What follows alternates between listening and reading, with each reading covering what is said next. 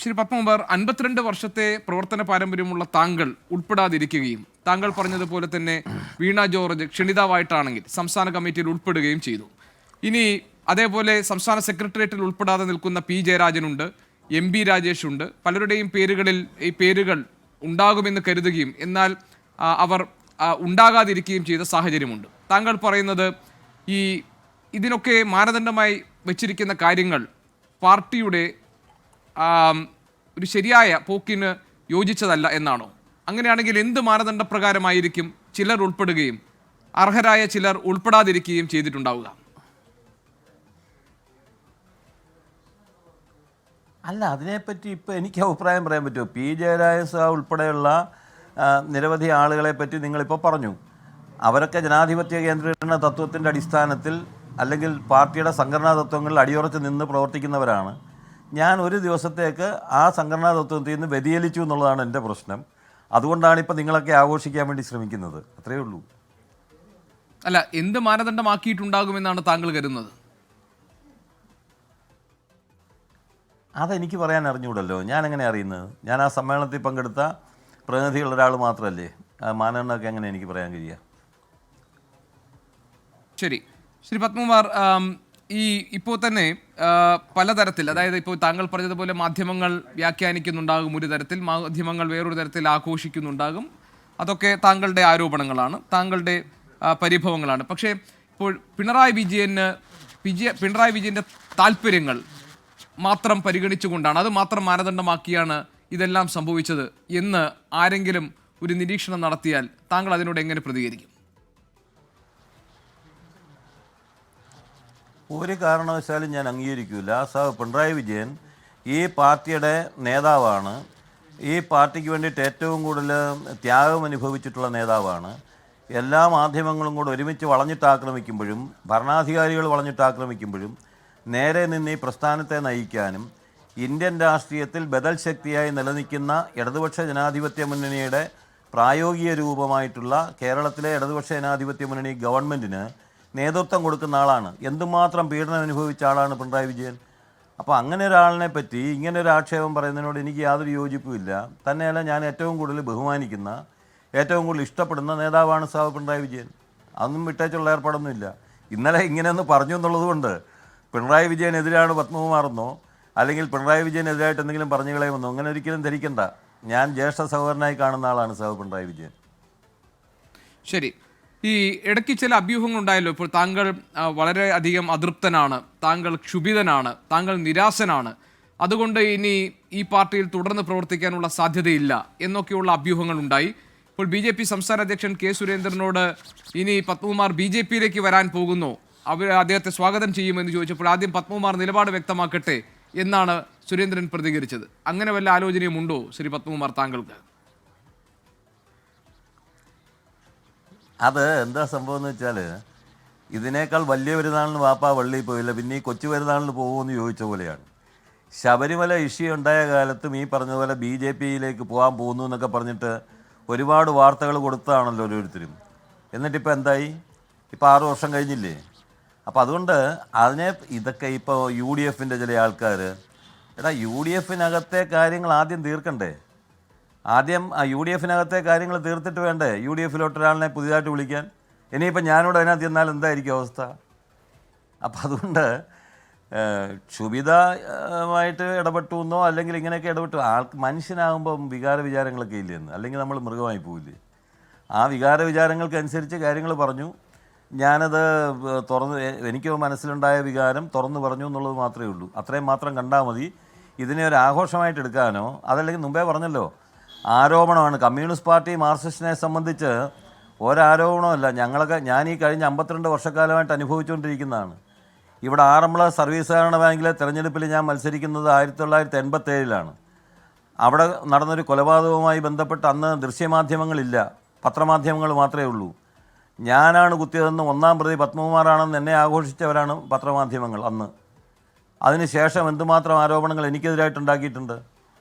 Aranmula service സഹകരണ ബാങ്കിൽ നിന്ന് ലക്ഷങ്ങൾ വെട്ടിച്ചു മാറ്റിയ ആളാണ് പത്മകുമാർ എന്ന് പറഞ്ഞില്ലേ? കൊലയാളിയാണെന്ന് പറഞ്ഞു, കൊലക്കേസിൽ പ്രതിയാക്കാൻ നോക്കി, അത് കഴിഞ്ഞ് കൊള്ള നടത്തിയെന്ന് പറഞ്ഞു. അങ്ങനെ എന്തുമാത്രം ആരോപണങ്ങൾ ഞാൻ നേരിട്ടതാണ്. അത് CPM ആയതുകൊണ്ടാണ് ഞാൻ അതൊക്കെ കേട്ടതെന്നാണ് എൻ്റെ വിശ്വാസം. അപ്പം അതുകൊണ്ട് ആജാതി ഏർപ്പാടിനൊന്നുമില്ല. CPM-നെ അടിക്കാനൊരു വടിയായിട്ട് പത്മകുമാർ നിൽക്കുന്ന പ്രശ്നമില്ല. ഇന്നലെ സമ്മേളനം കഴിഞ്ഞപ്പോൾ വികാരപരമായി ഞാൻ ഇടപെട്ടു എന്നാണ് പാർട്ടിക്ക് തോന്നുന്നതെങ്കിൽ എന്ത് നിലപാട് പാർട്ടിക്ക് എടുക്കാനുള്ള അധികാരം പാർട്ടിക്കുണ്ട്. ഞാൻ ആഗ്രഹിക്കുന്ന ഒറ്റ കാര്യമേ ഉള്ളൂ, ഞാൻ തിരഞ്ഞെടുക്കപ്പെട്ട സ്ഥാനങ്ങളിലേക്ക് പോകാൻ ആഗ്രഹിക്കുന്നില്ല. ഞാൻ എൻ്റെ പ്രദേശത്തെ പാർട്ടി ബ്രാഞ്ച്, ഞാൻ പ്രവർത്തനം ആരംഭിച്ച 75-ൽ, ഞാൻ പാർട്ടി മെമ്പർഷിപ്പിൽ വരുന്ന 75-ലാണ്. അന്ന് പാർട്ടി മെമ്പർഷിപ്പിൽ വരുന്ന എടശ്ശേരിമല ബ്രാഞ്ചിൽ നിന്നാണ്. ഞാൻ ആ ബ്രാഞ്ചിൽ നിന്ന് പ്രവർത്തിച്ചോളാം, ഇത്രയേ ഉള്ളൂ.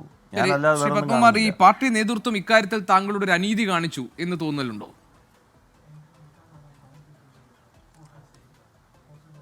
അല്ല, അതെങ്ങനെ? ഞാനൊരു ജനാധിപത്യ വിശ്വാസി ആയതുകൊണ്ടാണല്ലോ കമ്മ്യൂണിസ്റ്റ് പാർട്ടിയിൽ നിൽക്കുന്നത്.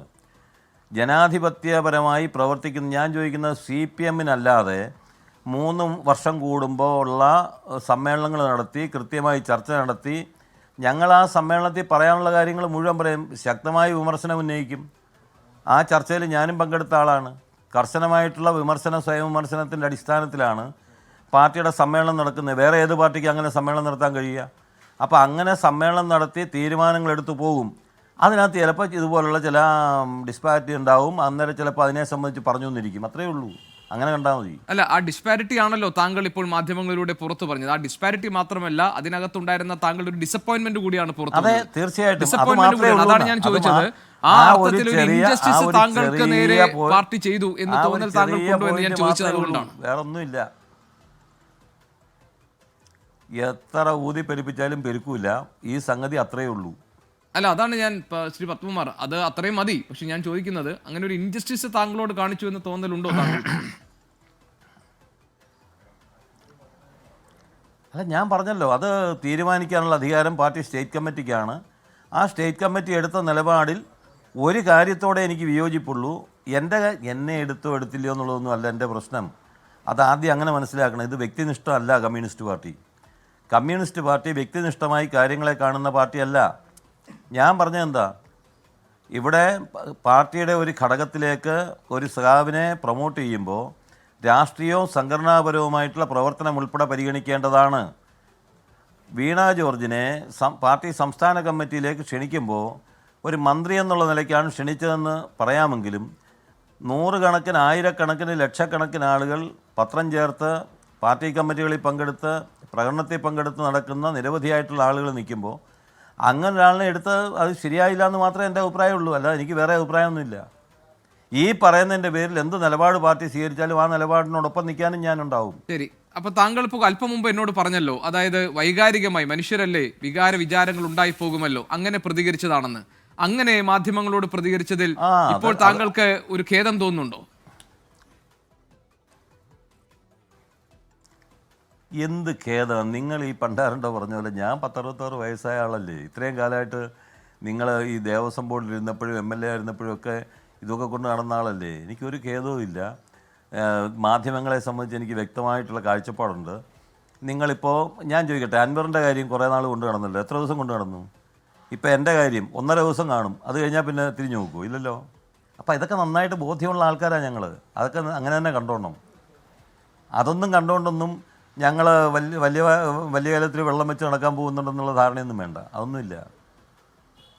അല്ല, ഇപ്പോഴും എനിക്ക് കാര്യം മനസ്സിലായില്ല. താങ്കൾ നേരത്തെ പറഞ്ഞ സ്റ്റേറ്റ്മെന്റിൽ താങ്കൾ ഉറച്ചു നിൽക്കുന്നുണ്ട് എന്നാണോ? ഖേദത്തിന്റെ ആവശ്യമില്ല. കാര്യം മനസ്സിലായില്ല എന്ന് പറഞ്ഞാൽ നിങ്ങളാണ് എല്ലാ കാര്യങ്ങളും തീരുമാനിക്കുന്നതെന്നും നിങ്ങൾക്ക് എല്ലാത്തിനും അപ്രമാദിത്യം ഉണ്ടെന്നും ഒക്കെയുള്ള ധാരണ ഉണ്ടെങ്കിൽ അത് വേണ്ടാന്നേ പറഞ്ഞുള്ളൂ. ആ ചോദ്യത്തിന് ഉത്തരം അങ്ങനെ തന്നെയാണ് പറയണത്.